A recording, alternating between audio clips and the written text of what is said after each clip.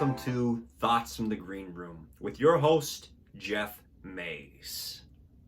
To start off, it's been a while since I've seen you all, and I hope you are all doing very well out there. COVID is this crazy pandemic that still continues after 8 months to affect the world, and it affects everybody differently. I know here in Toronto, the restrictions are increasing once again, and our ability to go out and interact has been reduced. And as much as it's annoying and frustrating, I think it's a very positive thing because we've got to somehow stop the spread of COVID-19. I know it's difficult. I know people are feeling isolated and lost. And with that in mind, I truly hope you're staying in touch with people, using social media, using Zoom, Skype, and all those teleconferencing video style platforms, using email and the telephone, doing what you can to reach out, stay connected, and allow yourself to do what you need to do so you don't feel isolated, so you don't get lost in your own mind, in your own space. But in the end, I encourage you to stay home and go out as little as possible to help reduce any potential spread of COVID-19. There's my public service announcement. It's a heartfelt one. And now I bring us around to our topic this week on Thoughts in the Green Room, which is acting versus family and friends, and or how they all come together and connect. Okay, everyone, you may want to settle in and get very comfortable. This could be longer than normal. I've got a lot of thoughts in my head around this topic, and they may not necessarily all be perfectly cohesive. And this one is one that I've been mulling about.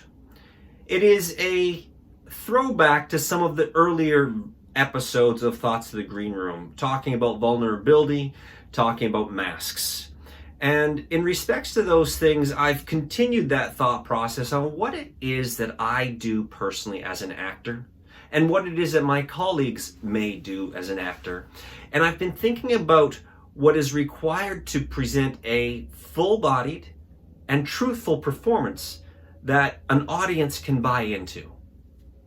In order to achieve that, I started to think, and I've spent a lot of time in the last little while I haven't been recording these, thinking about what it is that acting is supposed to capture. I think it captures many things, truthfully, and the one thing overall, I think, as a very baseline of what an actor is doing, is they are capturing a piece of reality. They are telling a story in a realistic fashion, for the most part. There are clearly interpretive and experimental film and experimental theater, but 90% of everything that's out there is a capture of real life. We as an audience sit down to watch theater, to watch film, and see a piece of real life. Now there's a small caveat on that thought, and it took me a little while to add this piece in. And I was reminded by what a coach to me once said. When we are performing, we are showing the extraordinary. Because if I really wanted just a slice of life, I'd go over to my friend's house and watch them wash the dishes. Very fair point. So what is an actor doing? Well, an actor is still capturing a slice of real life, but they're capturing extraordinary circumstances, things that don't typically happen to the individual. And the reason for that is we are telling stories that in the end provide a giant piece of catharsis. So with that in mind, knowing what we're doing, how do we do it? Again, I keep thinking about this and I mill it over my mind. I talk to my friends, I talk to my colleagues.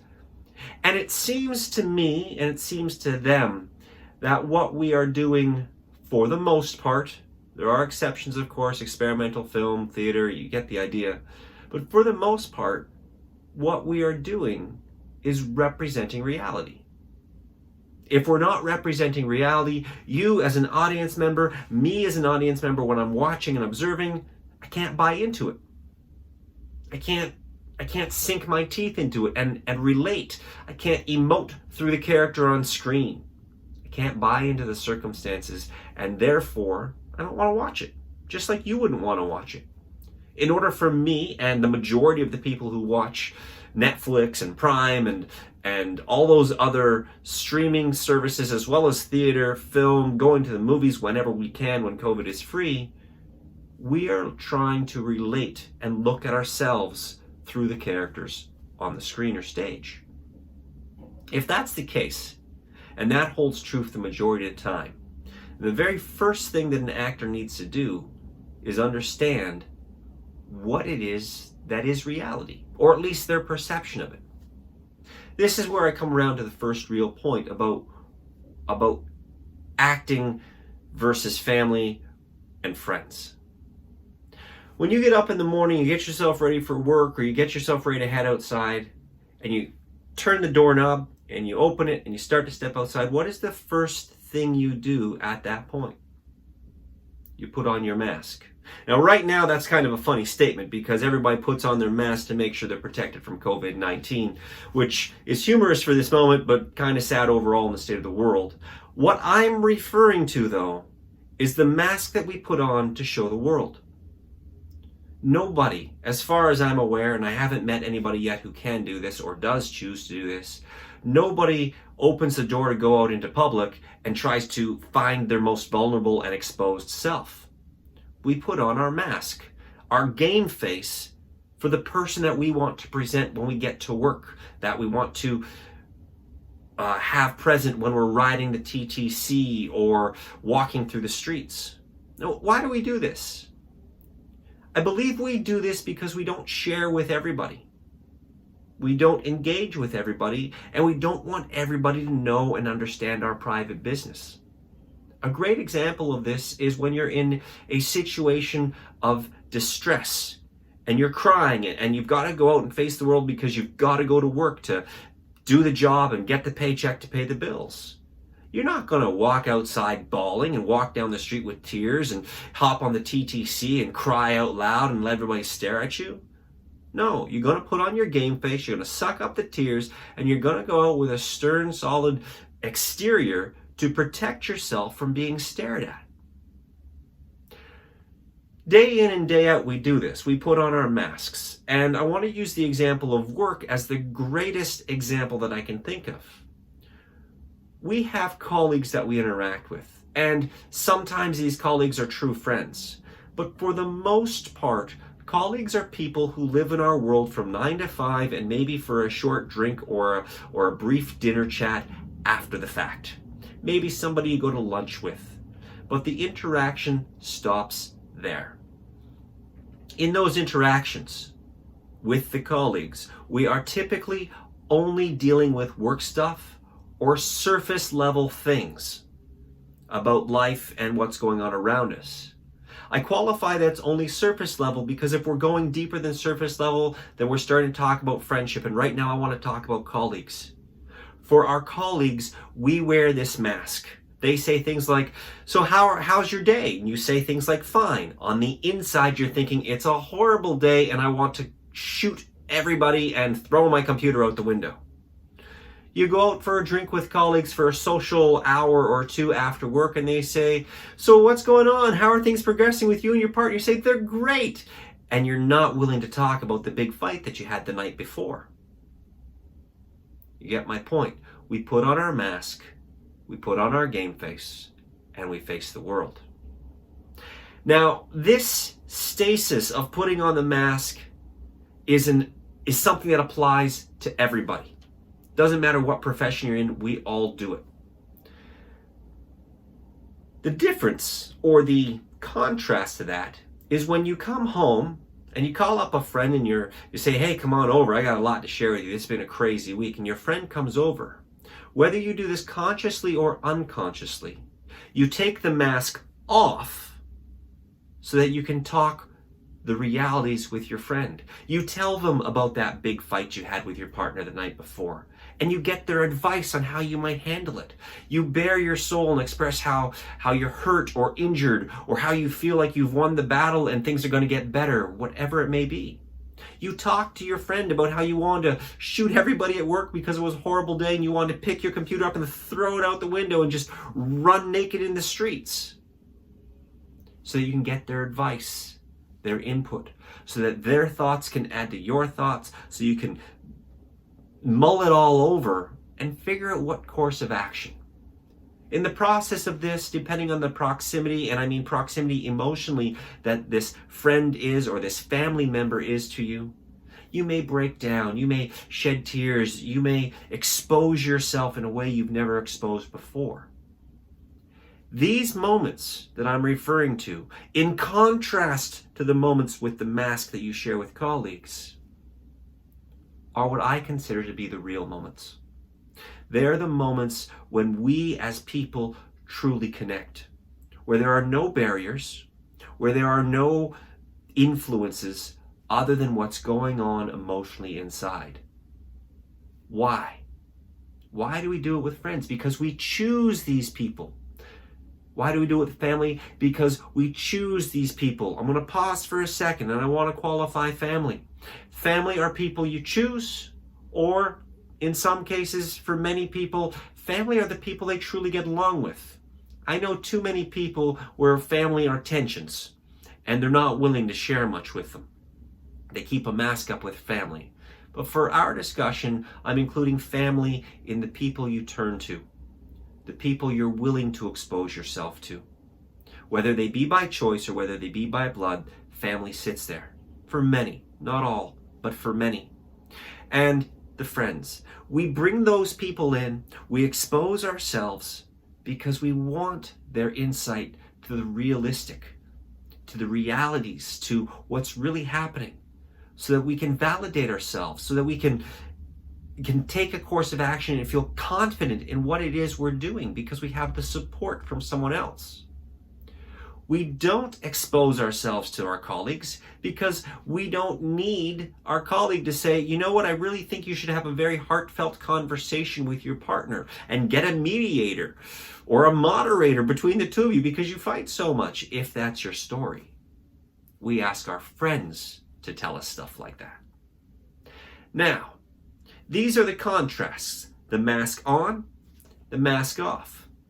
And now I bring it all back around to an actor. What does the actor do?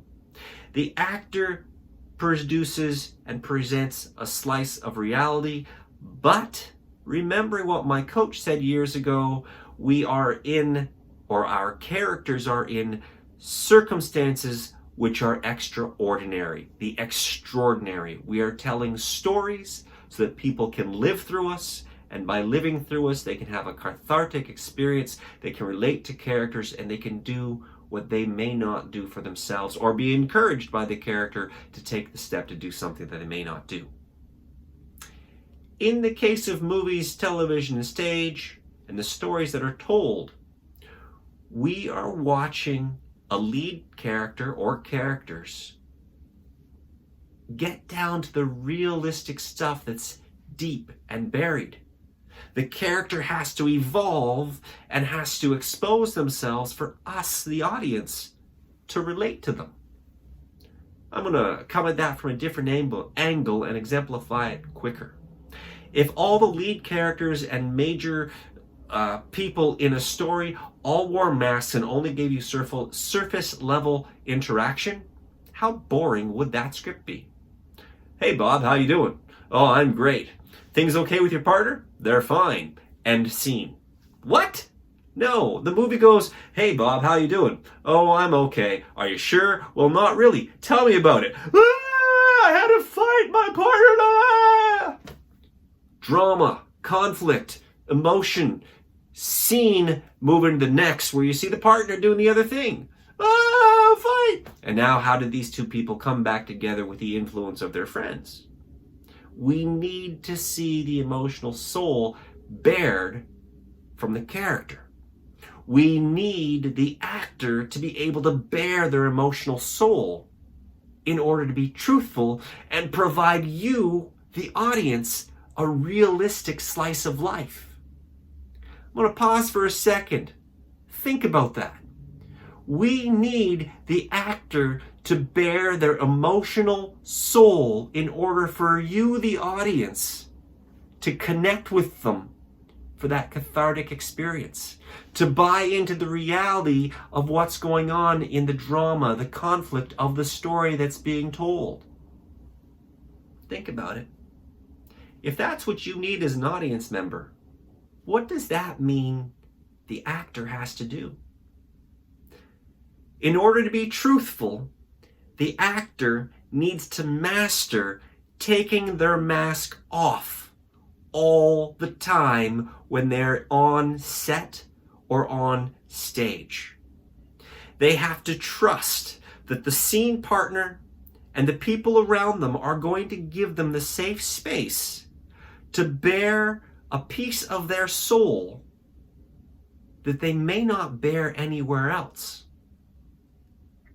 Think about what that requires. Every single acting text I have ever read, well, maybe not every, but almost every single acting text I've ever read, almost every single acting coach, acting teacher, and peers have all agreed on one point. To pursue acting actively, you have to be a little bit crazy. The industry in and to itself and what we do to try and get jobs is, it's another topic entirely, but it's nuts. But then we think about what I just said and the reality of what an actor is doing. You gotta be a little bit nuts to always want to live in the suck. To always want to live in the place where you do not have the mask of protection. You are constantly striving to dig into your soul and go to places where most people are not willing to go and expose it. And you're doing it, and I love this part for craziness, you're doing it quite often with strangers. I'll get a part, I'll get booked, I'll get a call time, I'll show up on set, they'll say, this is your scene partner, I'll say, hey, pleased to meet you, and 5 minutes later, I've got to be crying with this person. I've got to be fighting with this person. I've got to be making out with this person. 5 minutes later, whatever the scene calls for. I'm going to put that in context for you. You walk into work for your 5 millionth time, and your boss comes over to you and says, hey, I'd like you to meet your new colleague, Jonathan, or Cheryl, or whomever. I'd like you to meet your new colleague. 5 minutes later, you and this colleague, who you don't know at all, are supposed to be making out? Obviously, it's not appropriate for the workplace, but even if it was appropriate for the workplace, would you jump that quickly?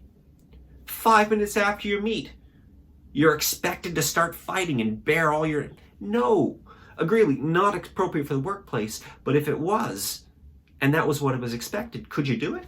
Could you just, hey, 5 minutes later, we're best friends, I'm going to tell you my life story? No, it doesn't happen that way in the real world. You put on your mask, you give your best game face. Hey, welcome to the new environment. So glad to meet you. We're going to be friends at work. And I'm going to show you around and make you think that everything's perfect here because this is your new work environment. Another quick example. Boss says, hey, this is Cheryl, this is Jonathan, whatever. Your boss leaves. You don't take off your mask saying, oh my God, I can't believe you said yes to this job. It sucks here. It's the worst place on the planet. You should run now while you've got a chance. You wouldn't do it. You put on your game face appropriate to your position and you give them your best according to the game face. Actors, real world, you meet your colleague for the first time and 5 minutes later you're living in the suck with them. Trusting that they're going to support you, that you will be supporting them, and the people around you doing all the other back scene, behind the camera, behind the stage stuff are also going to be supporting you. Think about that. That's a little crazy. How do we get there? What do we do as artists in order to achieve that? For you, the audience, to buy in, to believe that the tears are real, to believe that the anger is real, to believe that the love is real. Well, one, actors have strong imaginations, and we work to develop those imaginations. We work to learn how to keep the play alive. Two, we find that place, that love, that tear, that anger. We find something in our world that is relatable to us. And although we may not share the specific details with our scene partners as to what we're relating to internally, We draw on that internal realistic moment for ourselves and we transfer it onto our scene partner. We throw it at them. We ask them to receive it and respond to it.